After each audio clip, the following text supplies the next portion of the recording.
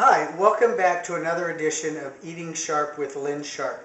If you're not going to go ahead and juice your pomegranates or make them into some type of a salad, there is another thing that you can do with it that's going to really wow your friends. Now, these friends need to be drinking friends. Some of you might know I was a bartender for many, many years, and so I've developed a way to make some interesting beverages with fruits.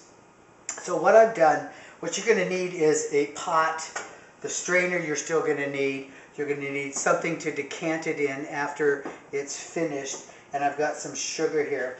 So I've taken the 7 cups of pomegranates and I've covered them with water, and that's going to go right into my pan. And we're going to turn this on about medium so that they'll start cooking down and they'll start to pop, they'll start to juice. And what I'm going to do is go ahead and put in 1.5 cups of sugar, and we'll see if that gets it sweet enough. If it doesn't, I've got another 1/2 cup of sugar here that we can add as needed.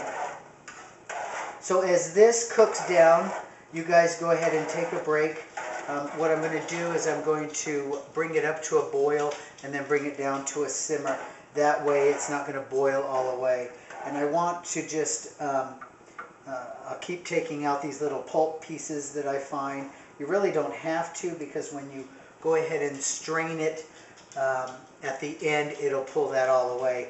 So I'm just going to go ahead and stir this in. Let these juice up and let the little kernels pop and release all that good pomegranate juice. So take a break.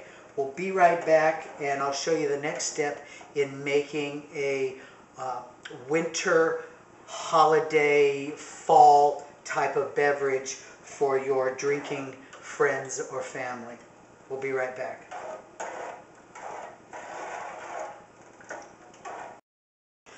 Alright, welcome back. Now what I've done is I've reduced this by half. And what I'm going to do is then go ahead and I'm going to strain it. And I've got a nice big bowl here to strain it in, because I don't want to lose any of the goodness here. And you want to strain it, and you also want to pop any of the kernels that have not popped from cooking. I did taste it, and it was sweet enough without adding any more of the extra sugar. So I'm going to go ahead and juice this down. It is hot, so be careful. The steam coming up could burn your hands. If you need to set it in here for 5 minutes or so to let that cool off, that's okay too. But you just want to juice as much juice out of these seeds as you can. Okay, so I'm going to finish this. Then I'm going to get it into the jar that I'm going to decant it into, and we'll be right back. So while I finish this up, you guys take a break.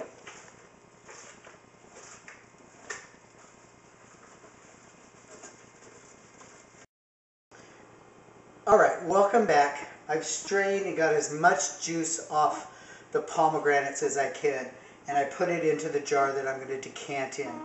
Now, the liquid is way too hot to add the vodka, so what I'm going to do is put this in the fridge overnight, and then tomorrow morning, tomorrow afternoon, I'll go ahead and add the vodka. Now it's a 1-to-1 ratio. 1 part of the pomegranate juice to 1 part of the vodka.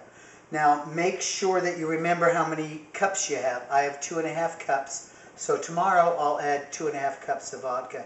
Now you can use any kind of vodka you like. It doesn't have to be expensive. It can be the cheap kind. It'll all come out tasting just as good at the end. Now after you get the vodka in here and it's in the fridge, you want to wait at least a week. 2 weeks is best before you start serving it. So this is one of those things, if you're going to do it for holiday parties, you'll need to remember to do it up ahead of time. And then serve it as cordial, in cordial glasses, or as little shots in shot glasses, or you can mix it in with other beverages and make a whole new drink with it. Okay, after I had finished the whole process, I had somebody taste it. It was just very too strong of vodka. So what I did is I doubled the amount of cranberry juice that I put into the jar. So let's go with 2 parts cranberry juice to 1 part vodka. Still remember to chill it down before you add your vodka. Now what I did to add the second batch of cranberries, I didn't add sugar to them. All I did was go ahead and juice them and add it straight to the jar. So remember, when you're making this recipe, it's 2 parts cranberry juice and 1 part vodka. So until next time, this is Lynn Sharp with Eating Sharp and Eat Well.